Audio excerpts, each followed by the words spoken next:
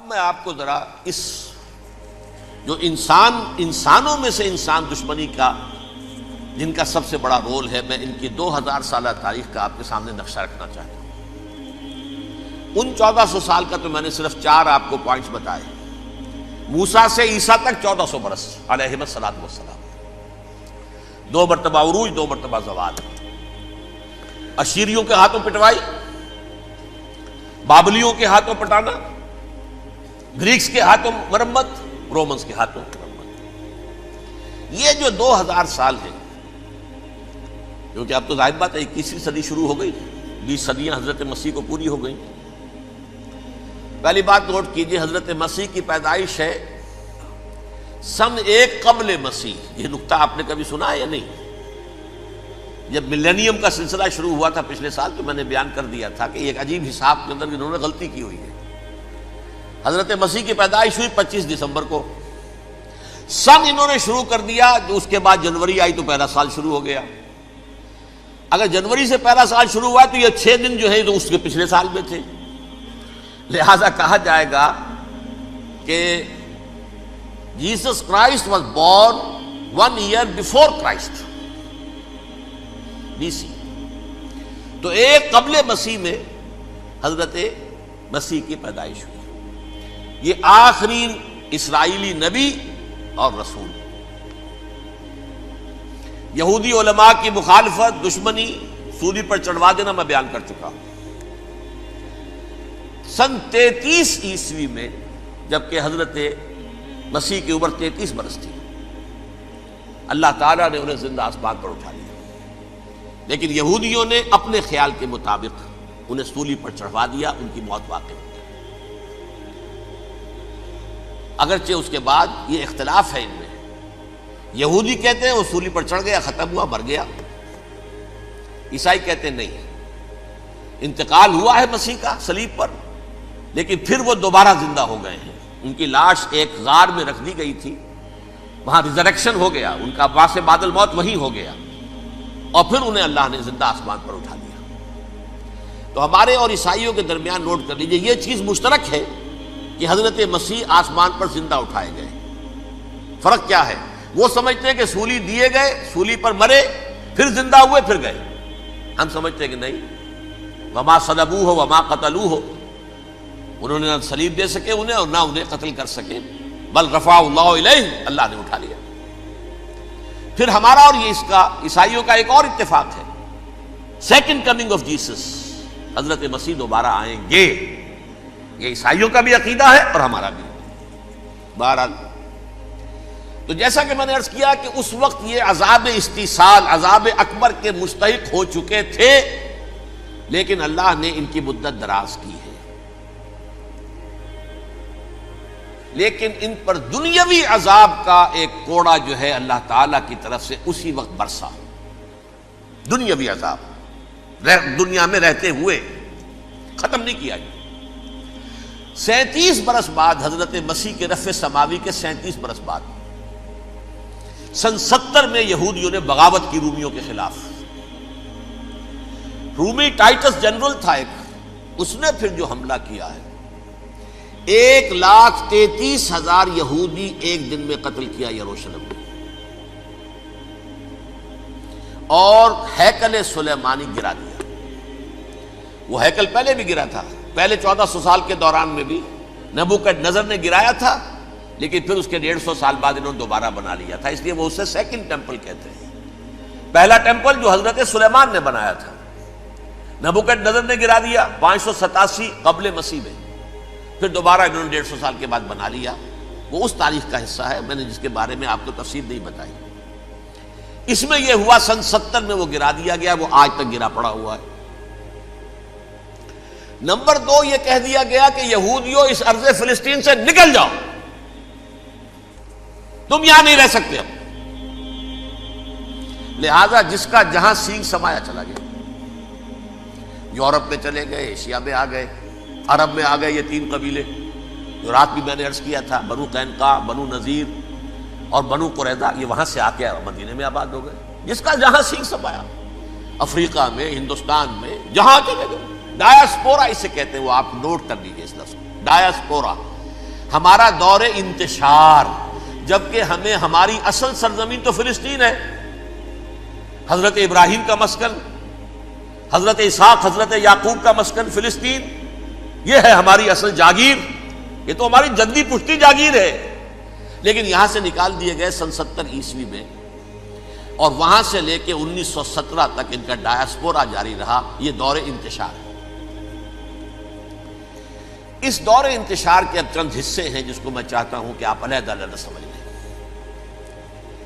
دور انتشار کا جو پہلا جو ہے تقریباً 300 برس، رومی حکمران تھے، وہ یہودیوں کے بھی دشمن تھے اور عیسائیوں کے بھی دشمن تھے، عیسائی اور یہودی ایک دوسرے کے بھی دشمن تھے، لیکن رومی سمجھتے تھے کہ یہ ایک ہی تھیلی کے چٹے بٹے ہیں۔ رومیوں کے نزدیک عیسائی بھی یہودیوں ہی کا ایک فرقہ تھے، کوئی علیحدہ مذہب تو تھا ہی نہیں،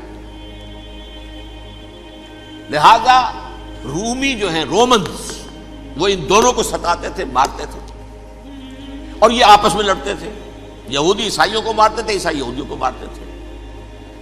یہ ہے 300 برس تک کی تاریخ۔ سن 300 عیسوی میں کیا ہوا؟ ایک معجزہ ہو گیا۔ بہت عظیم ایمپرر کانسٹینٹائن، قسطنطین اعظم، رومن ایمپررز میں سے بہت بڑا ایمپرر، وہ عیسائی ہو گئے۔ اب تو معاملہ بالکل تلپٹ ہو گیا، پوری سلطنت عیسائی ہو گئی۔ اب عیسائیوں کے عیش ہو گئے اور یہودیوں پہ مار پڑنی شروع ہوئی۔ اب عیسائیوں کا آپ خود سوچئے کہ جنہیں وہ خدا بنا بیٹھے ہیں، خدا کا بیٹا قرار دے رہے ہیں، ان کے قاتل کون؟ یہودی بدماش۔ لہذا ان کی وہ پٹائی شروع ہوئی ہے یورپ میں، پوری رومن امپائر میں انہیں ذلیل کیا گیا، شہروں میں آمد بند، علیحدہ رہو، گھیٹوز کے اندر رہو۔ یہودی کا نام جو ہے وہ گالی بن گیا، جیسے آج بھی یہودی گالی کہتے ہیں، جیسے خنزیر کا لفظ، آخر وہ بھی اللہ کی مخلوق ہے، لیکن آپ کو معلوم ہے کوئی شخص زبان پر نام نہیں لانا چاہتا خنزیر کا، سور کا، ہے تو مخلوق، وہ بھی ایک حیوان ہے۔ ایسے ہی یہ ہے یہودی گالی، جیوٹ گالی۔ لہذا ایک طرف تو ان دونوں کے درمیان دشمنی، جس کو قرآن کہتا ہے وَأَغْرَيْنَا بَيْنَهُمُ الْعَدَاوَةَ وَالْبَغْضَاءَ،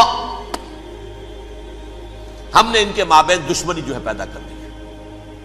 اور جب یہ پوری سلطنت عیسائی ہو گئی تو قافیہ تنگ ہو گیا یہودیوں کا۔ اب آئیے 571 عیسوی، یعنی جب کہ ڈایاسپورا کو کتنا عرصہ ہو چکا تھا؟ 500 برس۔ سن 70 سے شروع ہوا نا ڈایاسپورا، جب ٹائٹس نے گرایا ہے ہیکل کو اور نکال باہر کیا انہیں فلسطین سے، بھاگ جاؤ یہاں ایک یہودی بھی نہیں رہے گا، فلسطین سے نکال دیے گئے۔ اس کے پورے 500 برس بعد سن 571 عیسوی میں حضور کی پیدائش ہوئی، ولادت باسعادت محمد رسول اللہ صلی اللہ علیہ وسلم۔ 610 میں آپ پر وحی کا آغاز ہوا، لیکن حضور کے ساتھ ان کا معاملہ کیا رہا؟ اول تو جبکہ حضور ابھی مکے ہی میں تھے، یہودیوں نے ریشہ دوانیاں شروع کر دی حضور کے خلاف۔ قریش مکہ کو سکھاتے تھے، پڑھاتے تھے، ان سے یہ پوچھو، ان سے یہ پوچھو، انہیں اس طرح تنگ کرو، ان سے یہ امتحان لو، یہ آپ کے علم میں ہے۔ سورہ بنی اسرائیل میں، سورہ کہف میں وہ سوالات، جو امتحانی سوالات آئے تھے، ذوالقرنین کون تھا، اصحاب کہف کون تھے، تم رسول بنے پھرتے ہو تو بتاؤ، اور یہ روح کی حقیقت کیا بتاؤ، یہ ساری ریشہ دوانیاں کر رہے تھے بیٹھے ہوئے، ابھی وہیں پر حضور ابھی پہنچے بھی نہیں۔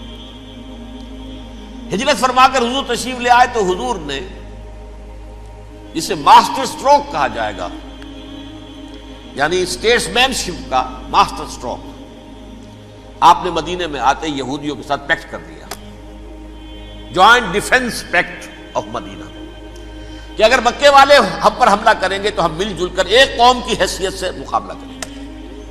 یہ میثاق مدینہ کہلاتا ہے، جس کے بہت غلط معنی پہنائے جا رہے ہیں آج کل۔ بہرحال میں موضوع میرا چونکہ یہ نہیں، میں ادھر نہیں جاؤں گا، لیکن ہوا کیا؟ ہر مرتبہ یہ خیانت کے مرتکب ہوئے، ان نے جو عہد کیے تھے ان سے پھرے، اندر ہی اندر سازش، ریشہ دوانی، حضور کی بدترین دشمنی۔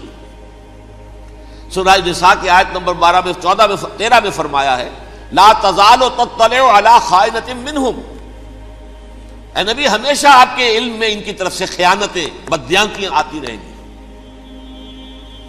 اور بار بار وہ مسلسل جنگ کی آگ بھڑکاتے تھے.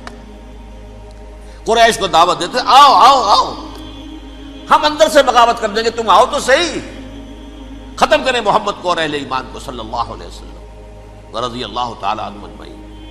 لیکن پھر جب وہ آتے تھے تو یہ دبک جاتے تھے، ان میں ہمت نہیں تھی. میدان کے مرد نہیں رہے تھے. یہ سورہ حشر میں ان کا نقشہ کھینچا گیا ہے. کھلے میدان میں مقابلے کی اس کے اندر صلاحیت ہی نہیں.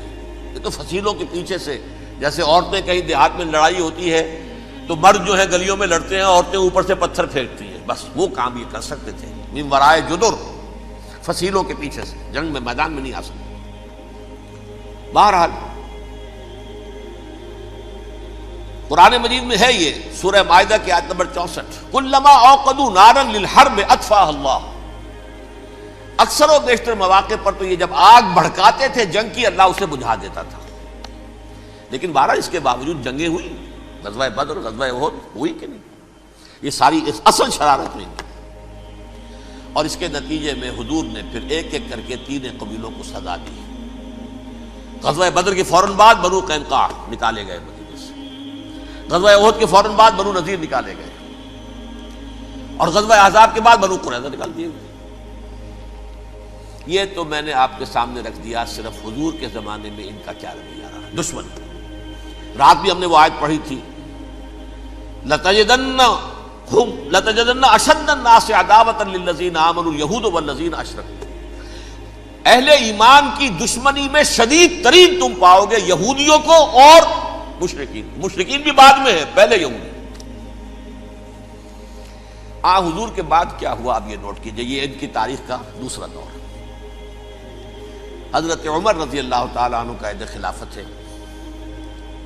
بیت المقدس کا محاصرہ کیا گیا، فصیل بڑی اونچی، شہر اندر سے سیلف سفیشینٹ، حملے کا راستہ کوئی نہیں. محاصرہ طول کھینچ رہا ہے لیکن ان کے پاس رسد بھی موجود ہے، پانی بھی موجود ہے، وہ دروازے بند کر کے بیٹھے ہوئے ہیں. بالآخر اللہ تعالیٰ کی مشیت کا ظہور کیسے ہوا؟ ان کے کچھ علماء آئے فصیل پر، کہا دیکھو مسلمانوں، تم قیامت تک بھی یہاں پڑے رہو گے محاصرہ کر کے، ہمارا یہ شہر فتح نہیں ہوگا. ہاں ایک درویش بادشاہ کے ہاتھوں یہ شہر فتح ہونا ہے، لیکن تمہارے اندر ہمیں وہ نظر نہیں آ رہا. ابو عبیدہ بن الجراح رضی اللہ تعالی عنہ، امین هذه الامہ، ان کا فوراً ذہن گیا وہ درویش بادشاہ مدینے میں بیٹھا ہوا ہے، عمر رضی اللہ تعالی.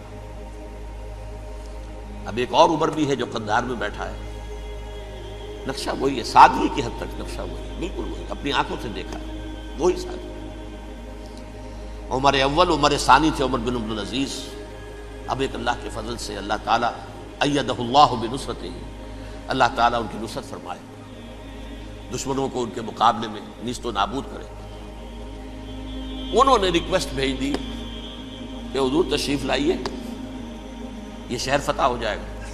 وہ ہے سفر تاریخی، اتنا طویل سفر، تقریباً 700 میل، ایک اونٹ، ایک خادم، ایک منزل پہ امیر المومنین اوپر بیٹھے، خادم آگے چل رہا ہے، اگلی منزل پہ خادم اوپر بیٹھا ہے، امیر المومنین آگے جا رہے ہیں.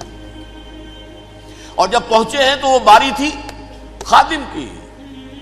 انہوں نے ہاتھ جوڑ دیا، حضور خدا کے لیے تم کیا کہیں گے لوگ، وہ میرا برا حال کر دیں گے، تمہیں شرم نہیں آئی؟ امیر المومنین پیدل آگے چل رہے ہیں نکیل پکڑ کر، اور تم بیٹھے ہو اوپر براجمان ہو. حضرت عمر فرمایا الدور دورک، نہیں باری تمہاری ہے، بیٹھ. اس حال میں پہنچے ہیں. اور پھر یہ کہ ابو عبیدہ بن الجراح آئے ہیں، استقبال کیا ہے تو دیکھا ہے اس حال میں چلے آ رہے ہیں. عمر نکیل پکڑے ہوئے چلے آ رہے ہیں، اور کہتے ہیں کہ کہیں کیچڑ ویچڑ تھا، جوتے خراب ہو گئے تھے، وہ بھی اتار کے ہاتھ میں پکڑے ہوئے، کپڑے تو تھے ہی پھٹے ہوئے.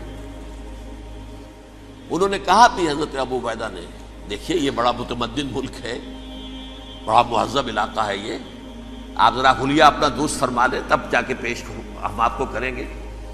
آپ نے فرمایا نحن قوم اعزنا اللہ بالاسلام، ہم وہ قوم ہیں جنہیں اللہ نے عزت دی ہے اسلام کے ذریعے سے، کپڑوں کے ذریعے سے نہیں، دولت کے ذریعے سے نہیں۔ اسی حال میں گئے ہیں، اوپر سے انہوں نے کھڑے ہو کر نشانیاں دیکھی ہیں، اپنی کتابیں کھولی، ہاں یہ وہی ہے، اچھا لو جی سرنڈر، شہر تمہارے ہاتھ میں۔ خون کا ایک قطرہ نہیں بہا اور بیت المقدس فتح ہو گیا۔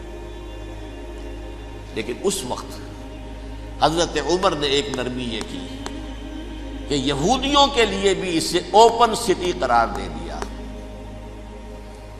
یہ احسان عظیم حضرت عمر کا، اس سے پہلے یہودی آ ہی نہیں سکتا تھا، داخل ہی نہیں ہو سکتا تھا، وہاں وہ آ کر وزٹ نہیں کر سکتا تھا، زیارت نہیں کر سکتا تھا اپنے مقدس مقامات کی۔ حضرت عمر نے یوں سمجھیے کہ تقریباً 550 برس کے بعد ان کے لیے راستہ کھولا ہے کہ ہاں تم آ سکتے ہو، زیارت کر سکتے ہو۔ لیکن یہ عیسائیوں نے لکھوایا معاہدے کے اندر، انہیں یہاں آپ آباد ہونے کی اجازت نہیں دیں گے، لیکن کم وزٹ دی پلیسز، دیکھیں زیارتیں کریں اور جائیں۔ یہ معاہدہ حضرت عمر کا ہے رضی اللہ تعالیٰ، جو پھر خلافت راشدہ کے بعد بنو امیہ نے بھی اس کو آنر کیا، بنو عباس نے کیا۔ پھر جو ہمارے یہ ترکوں میں اندر خلافت آئی تو ترک خلفاء نے بھی اس معاہدے کی پوری پابندی کی۔ فلسطین میں آ سکتے ہیں یہودی صرف زائرین کی حیثیت سے، وہاں آباد نہیں ہو سکتے۔ اب آئیے اگلا دور آیا حضرت عثمان کا دور خلافت۔ یہ ہے وہ وقت کہ اب یہود نے امت مسلمہ کی پیٹھ میں چھرا گھونپا۔ وہ کیسے؟ ایک یہودی عبداللہ ابن سبا اسلام کا لبادہ اوڑھ کر آ گیا، معاشرے کا جائزہ لے لیا، ان میں بنو ہاشم اور بنو امیہ میں جو پرانی کشاکش تھی اس کے کچھ نہ کچھ جراثیم باقی ہیں، اگر ان کو ذرا بھڑکا دے تو مسلمانوں میں انتشار پیدا ہو جائے۔ کہا یہ عثمان کون ہے؟ یہ تو بنو امیہ میں سے ہے، یہ حق تو بنو ہاشم کا ہے، خلافت ان کے پاس ہونی چاہیے، محمد کے تو رشتہ دار وہ ہیں صلی اللہ علیہ وسلم۔ عوام الناس کے اندر بات پھیلنی شروع ہوئی۔ پھر ایک بڑی سازش کے انداز میں حضرت عثمان کے خلاف پروپیگنڈا، حضرت عثمان کے جو عاملین تھے، گورنر تھے، ان کے خلاف پروپیگنڈا، اور ایسی ہوشیاری کرتے تھے کہ کوفے میں کوفے کے حاکم کے خلاف کچھ نہیں کہنا، اجی مصر میں یہ ہو رہا ہے، اجی شام میں یہ ہو رہا ہے، اجی یہ جو عثمان ہے وہ یہ کر رہا ہے، یہ ظلم ہو رہا ہے، یہ لوٹ مار ہو رہی ہے، یہ خیانتیں ہو رہی ہیں۔ اب نہ تو اس زمانے میں مینز آف کمیونیکیشن، کیسے تصدیق کریں؟ افواہیں تو آپ آج کراچی کے اندر شروع ہو جائے تو پتہ نہیں چل سکتا کسی کو کہ کیا اس میں صداقت ہے، کیا جھوٹ ہے، اور بری بات جو ہے فطرت انسانی کی کمزوری ہے وہ فوراً قبول کرتا ہے، کسی کے بارے میں اچھی بات ماننے کو تیار نہیں ہوتا، لیکن بری بات تو فوراً تیار۔ بہرحال یہ فتنہ انہوں نے اٹھایا، حضرت علی کی الوہیت کا فتنہ اٹھایا، حضرت عثمان کے خلاف الفتنۃ الکبریٰ برپا کیا، حضرت عثمان شہید ہوئے۔ اس کے بعد 5 برس تک مسلمان ایک دوسرے کی گردنیں کاٹتے رہے، باہمی خانہ جنگی ہوئی، امت کو وہ زخم لگایا ہے جو آج تک جس سے خون رس رہا ہے۔ یہ شیعان عثمان اور شیعان علی تھے جو بعد میں پھر سنی اور شیعہ ہو، اور آج تک فتنہ کس نے جگایا؟ ایک عبداللہ ابن سبا یہودی اور اس کے کارندے، شیطان کا ایجنٹ، اور انسانوں میں سے بھی اس کے جو بھی حواریین تھے اور شیطانوں کے اندر سے بھی تھے، انہوں نے بھی اس آگ کو بھڑکایا۔ یہ آپ سوچ لیجئے کہ یہ کس نے وہ زخم لگایا؟ یہودی۔ اگلا دور آیا، خلافت راشدہ ختم ہوئی، بنو امیہ کا بھی دور کافی گزر گیا۔ طارق ابن زیاد 712 عیسوی میں حملہ کرتے ہیں اسپین پر۔ اسپین اس وقت عیسائیت کا بہت بڑا گڑھ، بڑے کٹر ترین عیسائی جو ہے وہ اسپین میں تھے، لہذا یہودیوں کی وہاں بہت پٹائی ہوتی تھی، یہ میں بتا چکا ہوں، دشمنی تھی، یہ تو چلی آ رہی تھی عیسائیوں کے ہاتھوں یہودیوں کی، وہ تو سن 300 عیسوی سے ایمپرر کانسٹنٹائن کے بعد سے شروع ہو گئی تھی۔ اس حوالے سے یہودیوں نے اس وقت چالاکی یہ برتی، کچھ راستے واسطے بتائے، کچھ مدد کی طارق ابن زیاد کی۔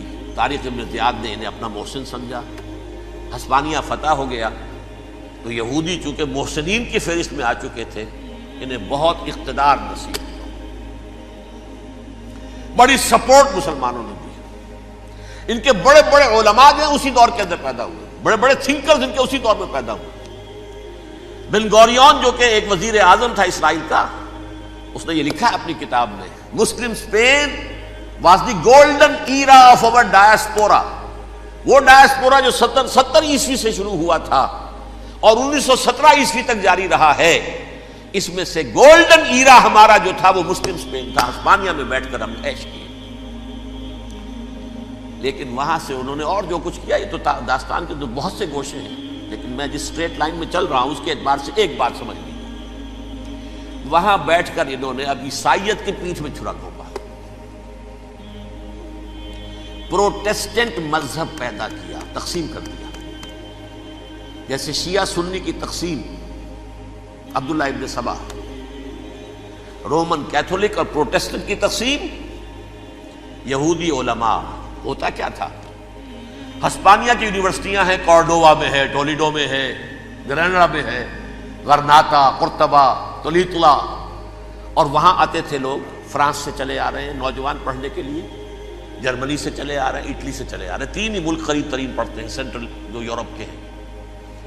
یہاں پر جو ہے وہ اسلام جو نور پھیلا رہا تھا اس سے بھی مستفیض ہوئے، جہالت کے جو ہے پردے ان کے وہ چھٹے، اس کے ساتھ ہی وہ یہودی وہاں ان کے اندر جو جراثیم داخل کر رہے تھے وہ اس عیسائیت کے خلاف بغاوت تھی، جو اس وقت دنیا میں عیسائیت اس وقت تھی، پوپ کا راج تھا دنیا میں اس وقت۔ یورپ میں جو عیسائیت تھی اس میں ایک طرف بادشاہ تھے، لیکن بادشاہوں کی حیثیت وہاں پر یوں سمجھ لیجئے کٹ پتلیوں کی تھی، اصل قوت پوپ کے ہاتھ میں تھی۔ اور پوپ کو انہوں نے جیسے قرآن نے کہا اتخذوا احبارهم ورهبانهم اربابا من دون اللہ، کیونکہ سینٹ پال نے شریعت موسوی ساقط کر دی تھی تو اب شریعت تھی ہی نہیں، پوپ کو اختیار تھا جس چیز کو چاہے حلال قرار دے دے، جس چیز کو چاہے حرام قرار دے دے۔ اتخذوا احبارهم ورهبانهم اربابا من دون اللہ۔ انہوں نے کہا صاحب یہ پوپ کس بلا کا نام ہے، یہ بھی انسان ہے، بات تو ٹھیک تھی نا، اصل حیثیت تو کتاب کی ہونی چاہیے، ڈیوائن بک، دی ریویلڈ اسکرپچر، لہذا اور یہ کتاب ہر شخص پڑھ سکتا ہے، کوئی پوپ کے باپ کو جو ہے کوئی اس کے لیے پروپرائٹری رائٹس تو نہیں ہے کہ صرف پوپ پڑھ سکتا ہے یا پادری پڑھ سکتے ہیں، ہم بھی پڑھ سکتے ہیں، ہم بھی سمجھ سکتے ہیں۔ یہ باتیں تھی کہ جن کو بڑھا چڑھا کر بیان کر کے اور پوپ کا اقتدار ختم کرا دیا اور توجہ مرکوز کر دی بائبل کی طرف۔ اب بائبل میں بڑا حصہ تو اولڈ ٹیسٹامنٹ کا ہے، نتیجہ کیا ہوا، یہود کی عظمت پروٹیسٹنٹس کے نزدیک مسلم ہو گئی۔ اصل قوم تو یہ ہے، وہ دشمنی بدلی کہ نہیں بدلی، موسیٰ کے امتی یہ ہے، تورات موسیٰ کو دی گئی، ابراہیم کی نسل یہ ہے، لہذا وہ جو دشمنی تھی، جو عداوت تھی کہ ہمارے خدا کو سوری چڑھانے والے ہیں یہ بدماش، اس کا ازالہ ہوا اس پروٹیسٹنٹ مذہب کے نتیجے میں۔ یہ میں اب آپ کو بتاتا ہوں کہ ایک نتیجہ وہ نکلا ہے جسے برٹرنڈ رسل نے بیان کیا ہے، اس کی کتاب ہے ان پریز آف آئیڈلنس، صفحہ 108۔ وہ لکھتا ہے the Christians retaining the Judaic belief in special revelation added to it the Roman desire for worldwide domination and the Greek taste for metaphysical subtleties. The combination produced the most fiercely persecuting religion that the world has yet known. یہ 3 چیزیں آ کر عیسائیت میں مل گئی۔ ایک تو جب یہ اولڈ ٹیسٹامنٹ جو ہے وہ ان کے ہاتھ میں آ گئی، اور اس کے میں کچھ آپ کو بتا دیتا ہوں کہ اولڈ ٹیسٹامنٹ کی تعلیمات، کیونکہ یہ اولڈ ٹیسٹامنٹ جو ہے یہ محرف تھی، اصل تورات تو گم ہو گئی تھی 587 قبل مسیح میں، جب پہلی مرتبہ ہیکل جو ہے تباہ ہوا ہے اس وقت ختم ہو گئی تھی۔ اس کے کوئی 150 سال کے بعد انہوں نے یادداشتوں سے مرتب کر کے لکھی ہے، اب اس میں ان کے اپنے خیالات، اپنے امانی، اپنی توجیحات وہ شامل ہو گئی۔ لہذا میں آپ کو حوالے دیتا ہوں، اس کتاب کے اندر مظالم کی جو تعلیم دی گئی ہے، اہل کتاب نے اپنے مظالم قتل عام کے جواز کے لیے تورات میں تبدیلیاں کی اور پیغمبروں پر دہشت ناکی اور بدترین حرام کاری کے الزامات لگائے. سنیے، پہلا حوالہ ہے یہ گنتی باب 31 آیات 17-18. اس لیے ان بچوں میں جتنے لڑکے ہیں سب کو مار ڈالو، اور جتنی عورتیں مرد کا منہ دیکھ چکی ہیں ان کو بھی قتل کر ڈالو، لیکن ان لڑکیوں کو جو مرد سے واقف نہیں اور اچھوتی ہیں اپنے لیے زندہ رکھو. یہ کسی اللہ کی کتاب کا یہ جملہ ہو سکتا ہے؟ کسی ریویل بک کا؟ اور سنیے، یہ ہے استثناء ڈیٹرانومی باب 20 آیت 16-18. پر ان قوموں کے شہروں میں جن کو خداوند تیرا خدا میراث کے طور پر تجھ کو دیتا ہے، کسی ذی نفس کو جیتا نہ بچا رکھنا، جیسا خداوند تیرے خدا نے تجھ کو حکم دیا بالکل نیست کر دینا. مرد، عورتیں، بچے، بوڑھے سب ختم. یہ کتاب مقدس ہے. اور سنیے، سموئیل باب 27 آیت نمبر 9. اور داؤد نے اس سرزمین کو تباہ کر ڈالا اور عورت مرد کسی کو جیتا نہ چھوڑا. نمبر 4، ان سب آباد شہروں کو ماں، عورتوں اور بچوں کے بالکل نابود کر ڈالا. کتاب استثناء باب 3 آیت 6. یہ ہے جو کہہ رہا ہے برٹرنڈ رسل، کرسچینٹی میں آ کر اب یہ تین چیزیں شامل ہو گئی. ایک تو یہ باربیرین یہ تعلیم جو ہے، اور یہ مذہب کے نام پہ تعلیم، یہ کتاب مقدس کی تعلیم. نمبر 2، رومنز کے اندر جو ایک تمنا تھی ورلڈ ڈومینیشن کی، وہ عیسائیت کے اندر آ گئی. اس لیے کہ پوری رومن امپائر جو ہے عیسائی ہو گئی، تو اسے وراثت کے اندر ورلڈ ڈومینیشن کی جو ایک تمنا تھی وہ مل گئی. اور پھر یہ کہ انہوں نے جو توہمات تھے یونانیوں کے، ان کو بھی اپنے ہاں مختلف شکلوں کے اندر جمع کر لیا. ان تین چیزوں کا the combination produced the most fiercely persecuting religion that the world has yet known. اس کے نتیجے میں دنیا میں تاریخ انسانیت کے اندر جو بدترین خونخوار ترین مذہب ہو سکتا ہے وہ شکل عیسائیت نے اختیار کی. اور اس کا مظہر عتم کیا تھا؟ نوٹ کیجیے، صلیبی جنگیں. ایک بات ٹائم ٹیبل کے اعتبار سے نوٹ کر لیجئے گا. فرسٹ ملینیم ختم ہوا، سیکنڈ شروع ہوا.